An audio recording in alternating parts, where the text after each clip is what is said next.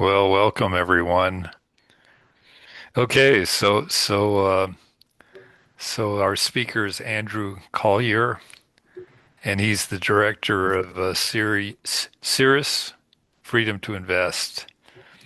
And uh, Get it. uh, we're very happy to have him here, and he's going to tell us how to fight back against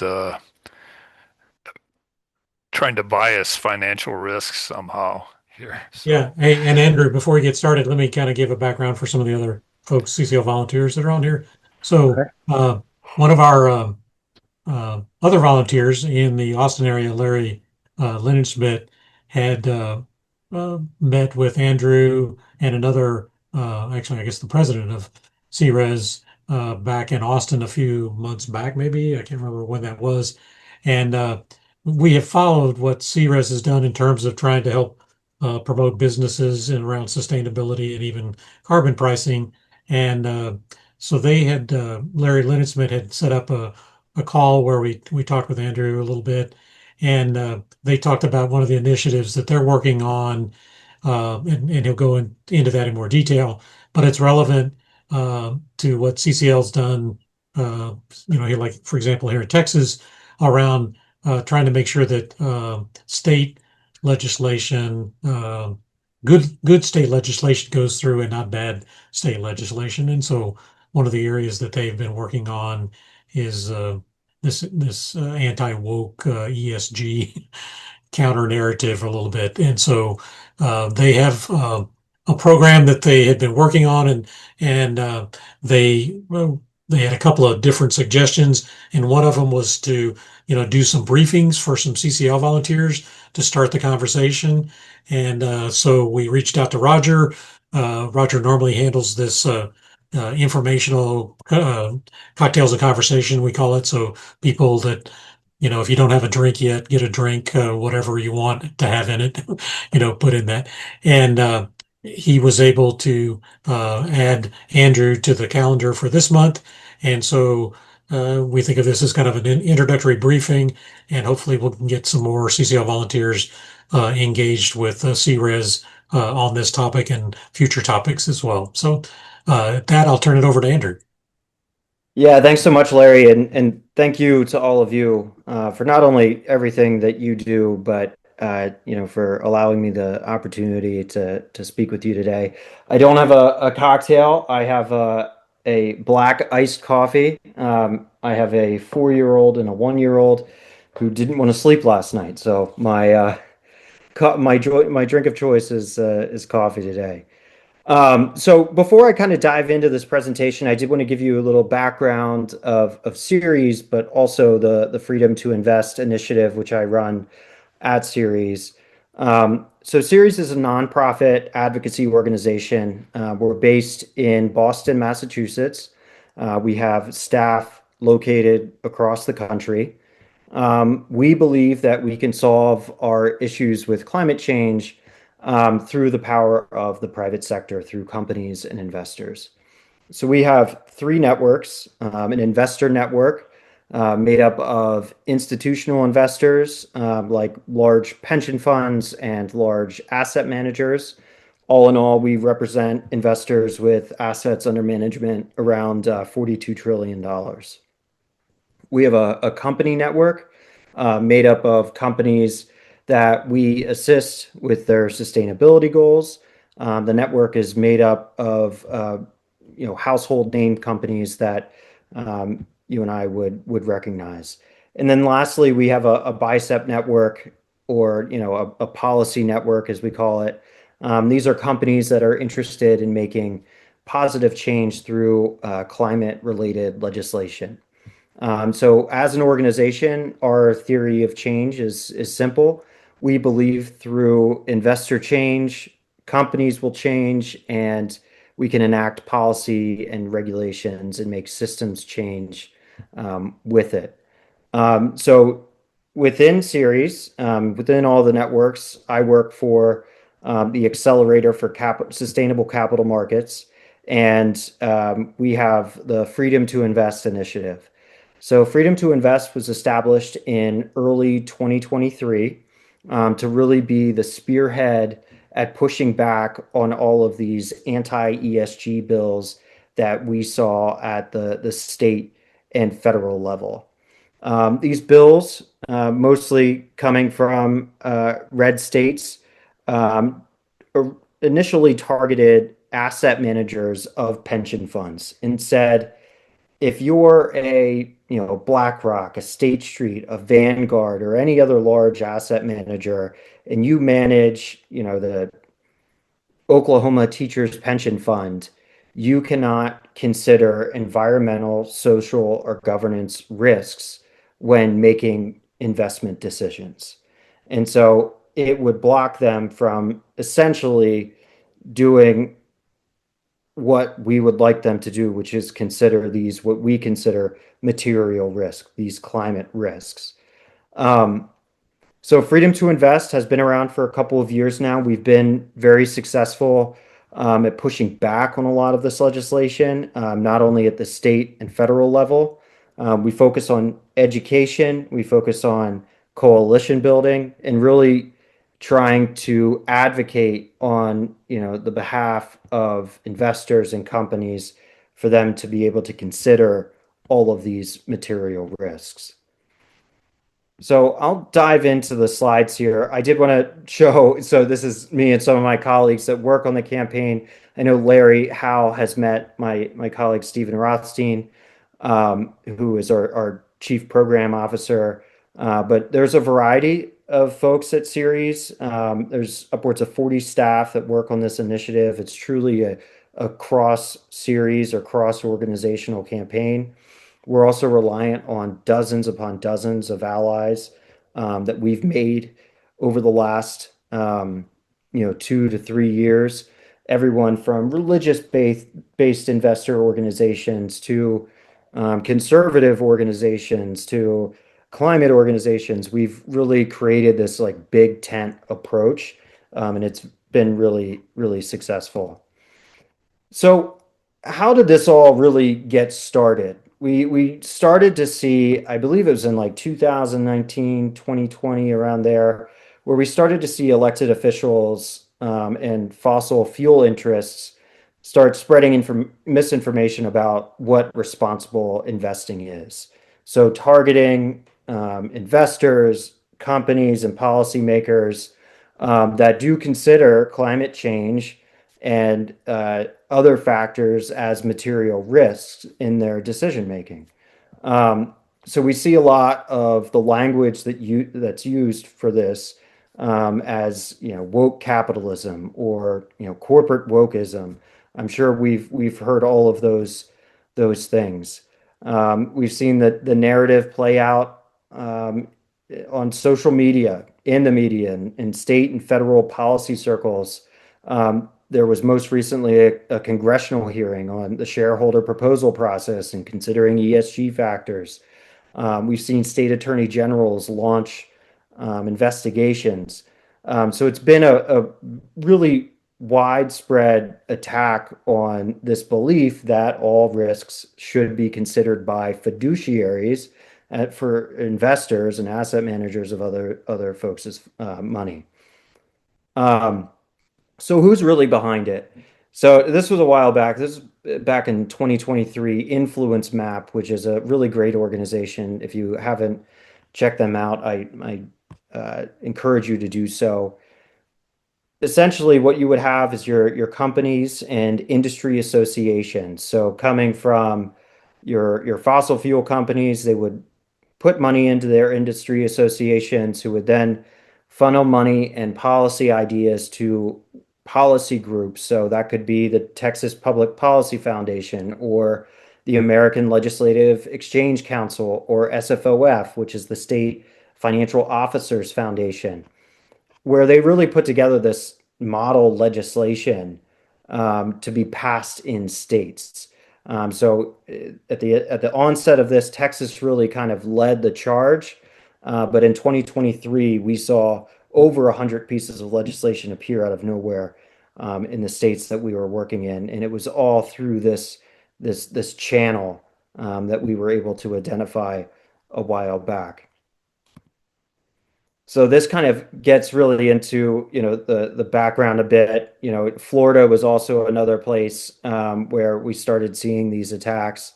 The Heritage Foundation, there's another one that's not listed here, Consumers Research, which is run by Leonard Leo.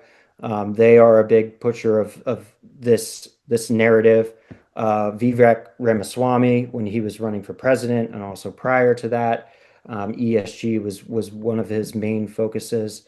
So there's a variety of groups and a variety of funding channels that have really been behind this attack. So diving down into the states a little bit, I will say that we're active in 10 to 11 states, New Hampshire, Ohio, Kansas, North Carolina, South Carolina, Georgia, California, Arizona, Oklahoma, and Texas.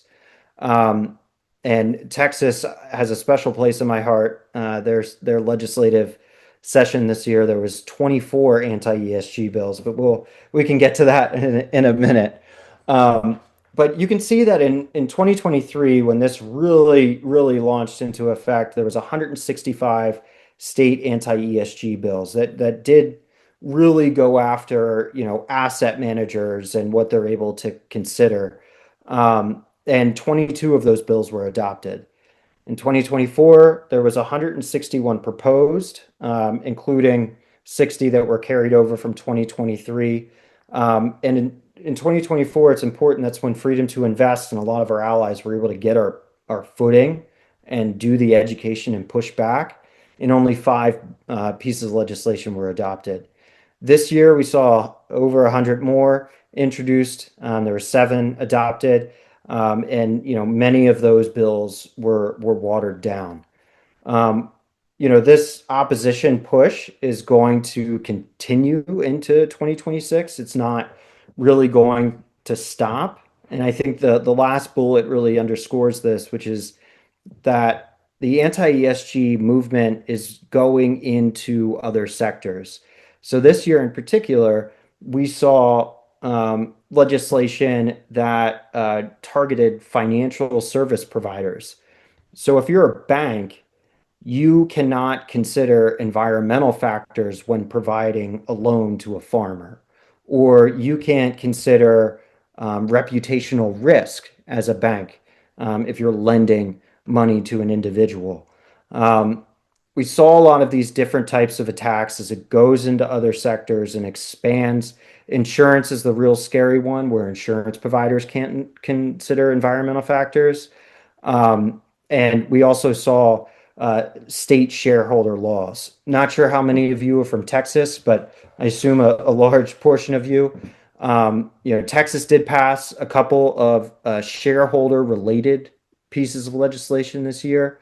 One allows companies to change their bylaws if they're based in Texas, to force shareholders that want to submit a shareholder proposal to the proxy ballot have $1 million worth of shares to submit that proposal. Whereas through the SEC, you only need to own, dependent upon how long you've owned the actual stock, in the low thousands.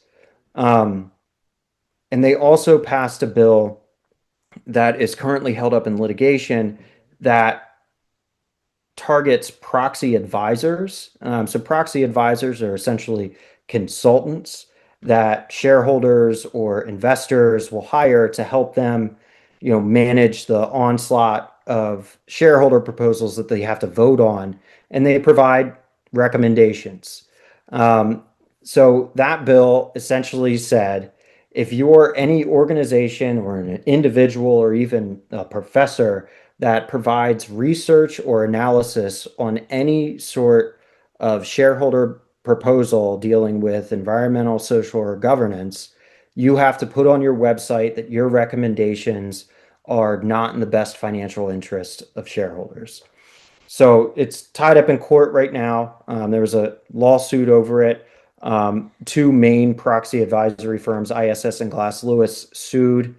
However, the bill has much larger impacts. In fact, impacts nonprofits or could even impact in-house, services that investment firms provide that do that research or analysis. So Texas is its own ball game, but we have seen overall that these bills have gone into different sectors. This is kind of like a lay of the land of what state governments by party control in 2025, what it really looked like headed into the year. A lot of those 106 bills that we saw were coming from red states. However, there were other states, like we saw bills in Colorado. I think there was one introduced in New York. Um, and in North Carolina, we saw several, which a Democrat is the governor. Um, so I think, looking at this map, it really shows you that a lot of this legislation, it doesn't matter, who's in control or what party is in control of the legislature. It really comes from everywhere. All right. So what do these bills really look like in 2025? So we saw, as I had mentioned, that Pension Fiduciary Act that prohibits public pension fund asset managers from considering environmental and social and governance. We've seen things like the Grid Reliability Act, which actually would promote energy generated from fossil fuels over renewables. None of those bills advanced, thankfully, but that is a bill that was out there. The Eliminate Economic Boycott Act, it really, bars companies with 10 or more employees from considering or from receiving state contracts if they consider social, political, or ideological interests in their community relations.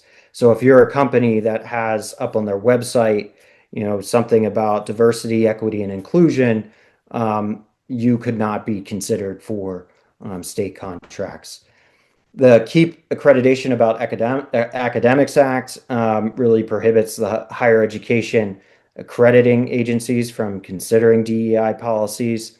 And then the Farmer Protection Act, which I've really I dove into previously, dealing with financial institutions not being able to consider environmental risks when lending to farmers or agriculture producers. So it's kind of a snapshot of what we consider anti-ESG legislation, but also what we saw come out of state legislatures this year.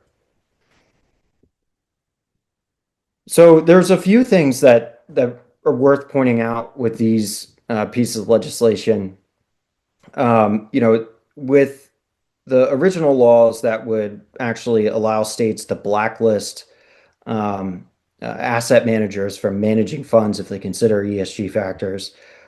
We saw a lot of economic data come out of those bills that were passed back in 2021 and 2023.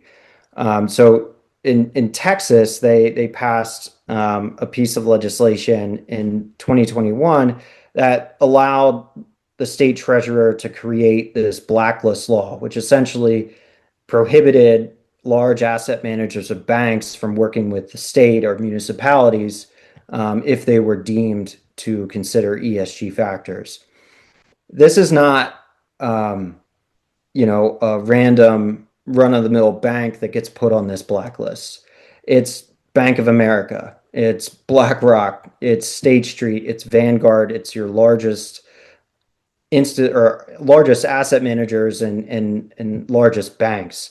So what that really did is it impacted, the municipal debt offering ability for municipalities. So let's say, for example, if you are running a municipality, you sit on the city council in Texas, and you want to replace all of the streetlights in your town or in your city, you would go to get a loan to do that. Well, because of the blacklist laws, because so many banks are on that list, you may have to pay higher interest rates on that loan.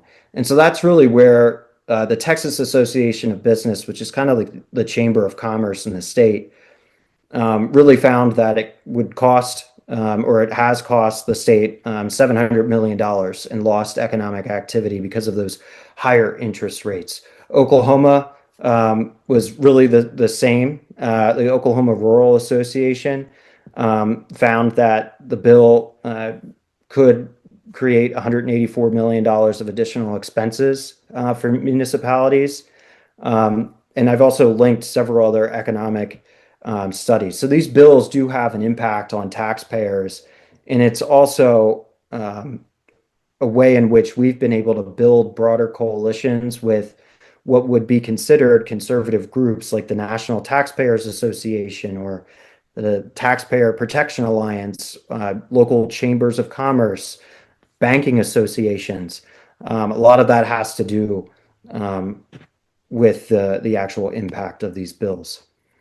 So flipping kind of to the federal side a bit, we've had a really large impact on Congress just this year. We've had over 175 meetings with congressional offices since December. We did that in a phased approach, but we've been really successful at educating these offices on the economic impacts and economic unintended consequences of these bills, but also talk about the shareholder proposal process and why it's there, give the history, and really how it works. And a lot of these offices really do appreciate the uh, the education behind that. There's one bill that we're really concerned about that's in the House this year. It's called HR 2988, the Protecting Prudent Investment of Retirement Savings Act. That bill would actually codify the first Trump administration Department of Labor rule that prohibited asset managers of any ERISA-based funds. So think like the Teamsters Central State Pension Fund. If you're an asset manager of those dollars, you cannot consider ESG risks. So that bill was passed out of the House Education and Workforce Committee. It has not received a floor vote, but we're really trying to work on that. We've seen several discussion drafts that have circulated this year of legislation that does similar things. We've started to get investors and other groups to really speak out behind closed doors. So we bring them with us to these congressional meetings. We do sign-on letters. Some of our allies have released principal documents, and we've also put out an ad campaign. And I actually have an ad that I'll show you guys here shortly. So on the shareholder rights side, the shareholder proposal process is very complicated, but to really get into it, there have been continued hearings on the shareholder proposal process and how proxy voting works. Um, you know, they've targeted those proxy advisors at the federal level that we saw at the state level. There's been court cases, as I mentioned, in Texas. There's state legislation. We expect that to expand into other states next year. And then the SEC, the Securities and Exchange Commission, um, there's been threats that they're going to consider a rulemaking that would dismantle what's called the 14A8 process, which essentially allows shareholders to submit proposals to have all of the shareholders vote on these non-binding proposals to try to push a company in one direction. Why does that matter to us? A lot of those shareholder proposals are really written for companies to consider environmental impacts or to consider other issues that shareholders care about. So that is one place that we're really working on stopping any sort of negative changes. So our response, as I had mentioned, has really been educating state lawmakers. We've been responding to federal regulations as they come out. We coordinate with key partners such as yourself, but center right groups, religious groups, banking associations at the state and national level. We've been educating states' attorney generals and treasurers, really refining a strong response narrative. based on, developments that are occurring, and we do message testing. We've been amplifying those economic analyses that I had point out. And then we really try to grow Freedom to Invest, not only the brand, but also to really mobilize individuals and other groups to be messengers about these issues and how they have such a negative impact. As I mentioned, coalition building is one of our primary focuses. We're looking to expand into a couple more states next year to really push back on a lot of the state legislation that we've seen. We have a presence at the National Conference of State Legislatures in places like ALEC, and we're really trying to get as many center right groups involved in this effort. We had a panel at Climate Week this year with former Republican members speaking out about anti-ESG legislation and attacks on investors, which I think is really important in this political environment. And then this is one of the ads we put together. Now, I should be able to pull this up. I'm actually going to stop sharing my screen for a second, and then I'm going to open up this on YouTube, and I will reshare my screen here real quickly. I just wanted to kind of show, you guys see that? All right. United States Yes. has Yes. always been about freedom. The freedom to do what you want, to say what you want. We have the right to choose our own path, to invest our time and our money where we see fit. But now, special interest groups are trying to take that right away. They want to force us to invest our money in their risky investments, and some states are helping them. Those states are passing laws that make it harder to invest your money your way. Does that sound right to you? Investing isn't just about planning for your retirement. It's also about protecting our nation's future. Should such a small group be allowed to call the shots? Let's protect our freedom to invest our money our way. Go to freedomtoinvest.org. So I did want to share that with you guys just to show, one of the ads that we're running. So this ad is actually running in Washington, D.C. right now. And it's probably going to continue until the end of the year. But we do have some more ads that we've produced that are on our website, freedomtoinvest.org/resources. So definitely check those out when you get a chance. We also have several voices that have spoken up between investors and comptrollers and faith-based organizations, academic leaders, all on our website that you can check out. But we really do think it's important to elevate not only practitioners that use ESG factors when investing, but also other groups that really care about this issue. There's some articles we try to get into the press as much as possible, whether that's through op-eds or through pitching stories. So some of the articles are listed there. So really looking forward to next year, building that stronger coalition, building our brand. I'd also say that educating policymakers and stakeholders still continues to be one of our main focuses headed into 2026. I think state legislatures are different beasts where you have a lot of turnover in the ranks over the years. So getting in there and having those conversations is really important.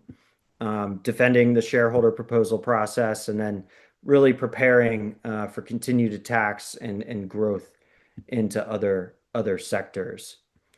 So I just threw a lot out at you. So I'm sure you might have some questions for me. So I'm happy to take those now if you'd like. But thank you for your time. Thanks, Andrew. Yeah, so we got reasonably small group here. So if you have some questions, raise your hand and we'll see if we can get that. Larry Kramer. Yeah, I have been getting thousands of emails from Invesco and through my one of my stockbrokers, and I want to know, are they into ESG or what?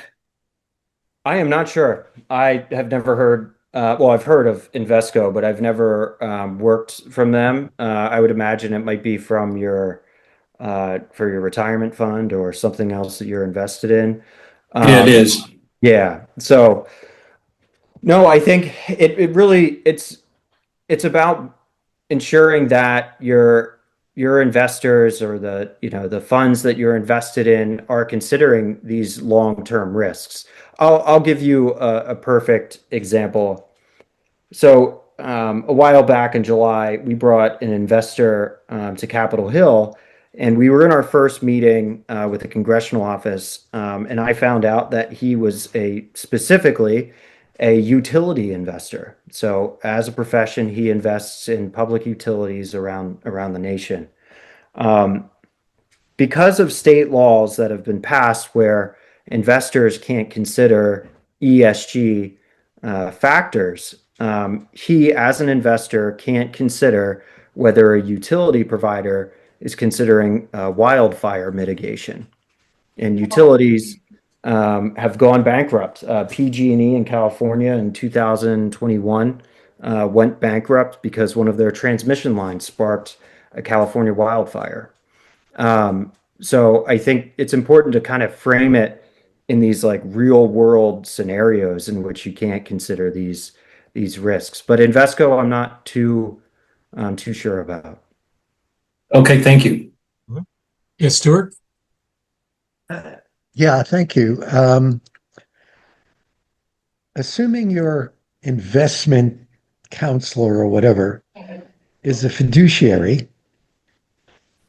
and they tell you that you're not going to be getting the type of return going through ESG, then what other approach they recommend? Um, and they're telling you this as a fiduciary. Uh, is that something that you've come across, or do the data support that? Yeah, so I think the data supports that these long-term risks. So if you're starting out investing in your retirement, whether it's through a 401k or if you're a public employee and you have a pension or a blue collar worker that has a pension, um, you want these long-term risks to be considered. So the issue isn't necessarily, sure, you can put money into an ESG focused fund where that's all that they consider. Um, but you really want ESG to be considered among a variety of other different factors. Do you want your long-term retirement invested in companies that aren't considering drought mitigation or wildfire risk or any of these other things that are considered environmental? That's really what it comes down to. So it's two different approaches. Yes, there is those ESG funds, but you really want investors to, as fiduciaries, to be able to consider all risks, not just um, single You, things. one of the things I remember, Andrew, you guys mentioned in our prior call was kind of a saying, and I don't know if I've got it right, but people need to consider all material risk, not Mhm. moral risk. What's the terminology you used Yeah, for? no, that was it. So, yeah, investors need to be able to consider all material risks. And that's our point of view. Look, freedom to invest in Ceres, we don't advocate for the passage of bills in states where, in some blue states where they try to, force the divestment from fossil fuels. We don't really believe in that approach. we believe in the free market, and we think that over, time, let the free market work and let fiduciaries and investors consider all material risk. Stuart? Yeah, I just wanted to follow up. So we've been invested in ESG for quite a quite a number of years. I can't remember. And when we first discussed this with our advisor, and they looked up the data, they found that there was no material difference in returns between an ESG focused fund and a non-ESG focused fund. He said there was a slight difference. The ESG was a wee bit lower, and my wife and I decided, well, it's well worth it to take that small hit. Um, but we're in Texas, and I don't know if Texas has passed or if it does pass an anti-ESG law. Yes.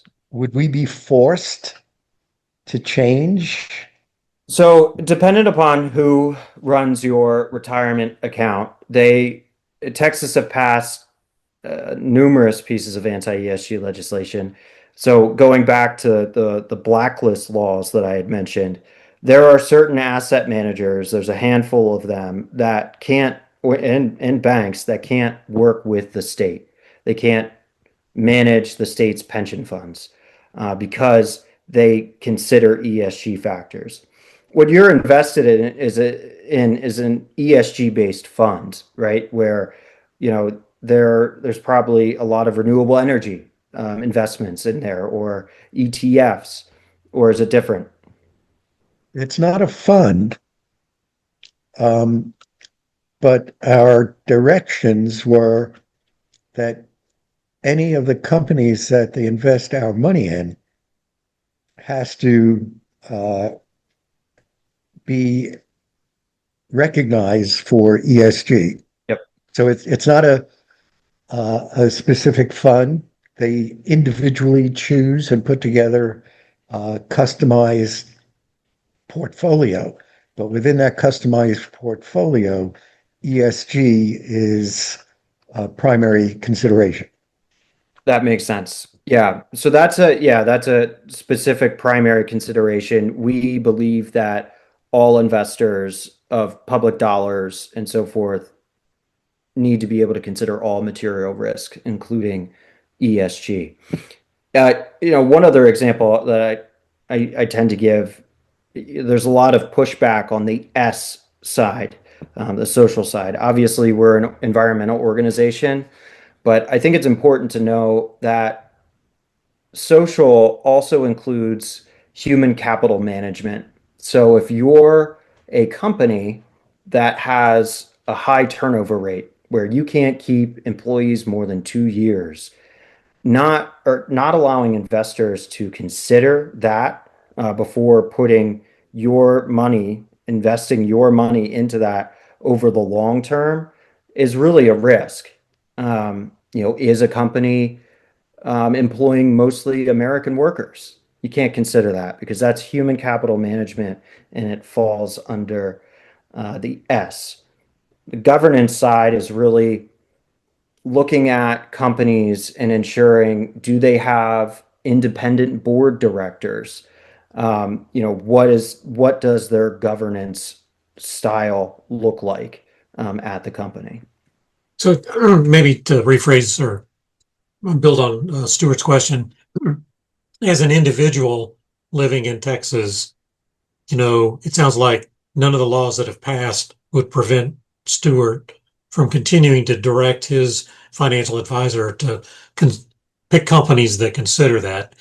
But if he worked for, or if his retirement or his investments were managed by, for example, the Texas Teachers Retirement Fund or the Municipal Retirement Fund, if in the past there had been fund selections that maybe concentrated on ESG, those aren't offered anymore. Is that So that's correct. But to go back, there have been attempts to pass legislation. In Missouri is one of the places they passed a law that would make it more difficult to invest in those ESG kind of funds. So if you were a financial advisor, you would have to get multiple rounds of sign off from your the individual that you're working with, denoting that you're going to receive less in return because you're invested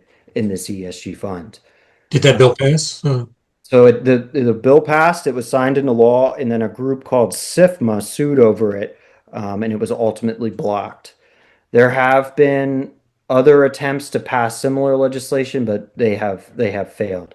But it's just another avenue, we could see it go into that we've been down before, where it could impact individual investors, and the financial advisors that they're working with. So, just quickly before you get to the other Larry, um, the pushback has come from, let's say people that want to keep fossil fuels front and center as a pushback to say, well, these groups have been trying to make it so that you need to divest from or pass laws that you have to divest from fossil fuels. And so the response was not to say, let's not pass those laws. It's to create a new set of laws that uh, goes the other direction, right? I mean, it would have been better if the people that were concerned about, divestiture to just say, let's pass laws that say you can't divest. But instead they said, oh, you can't divest and we're going to penalize you if you do. I mean, it's like they swung the pendulum not to the middle, but to the furthest most extreme. Is that a reasonable way to kind of So interpret? Larry, that's a really great question. And yes, I think that's one minor part of it. I think it is broader where, we saw the United States join the Paris Climate Accord. We saw, the passage of the IRA, the establishment of corporate net zero commitments, where we saw this real wind change towards, actually caring about investing in protecting our environment.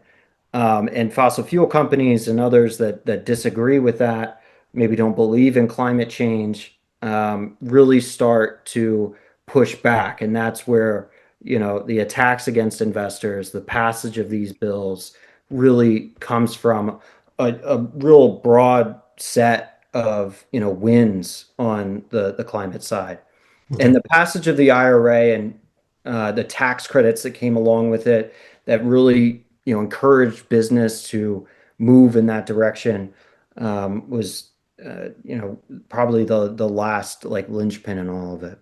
It's interesting. There's a book coming out from a guy, I think he's an economist in the UK later or early next month, that's talking about if you actually want to make money in the future or be in business, you need to be in clean energy. Yeah. So I think it's ironic that the other direction. I'm sorry, Larry, your question. No, I just wanted to confirm that individual investors can use ESG, it's just advisors can't. So asset managers of public funds in the state of Texas really cannot consider ESG factors if they want But, to work but with individuals can. individuals can. There have been, as I had mentioned, that attempt in Missouri to push financial advisors to get their customers to sign numerous disclosures, which essentially just discourages you from doing it. That's ultimately the goal. But that law is not in effect because of a lawsuit.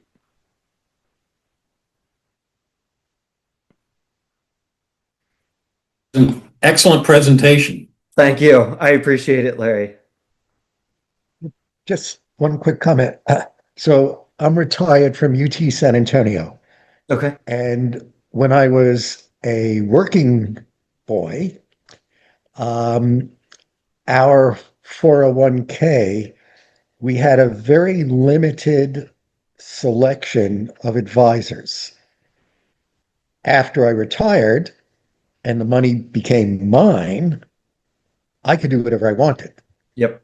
So I went to an independent fiduciary advisor. So that's the type of thing you're talking about. If you're working for a state agency, you're hamstrung. Yes.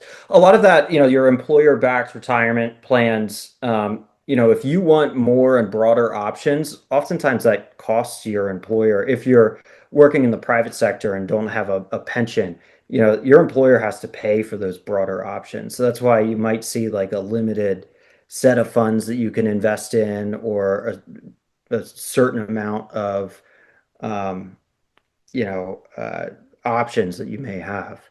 But yes, that is correct. If you're in a pension system, you're kind of hamstrung as to what the board of trustees, what they want to invest in, um, and what the state mandates their considerations can be. Okay, well, thank you, Andrew, very much for participating, and hopefully we can set some more of these up with some other groups within CCL. I think we do have this recorded.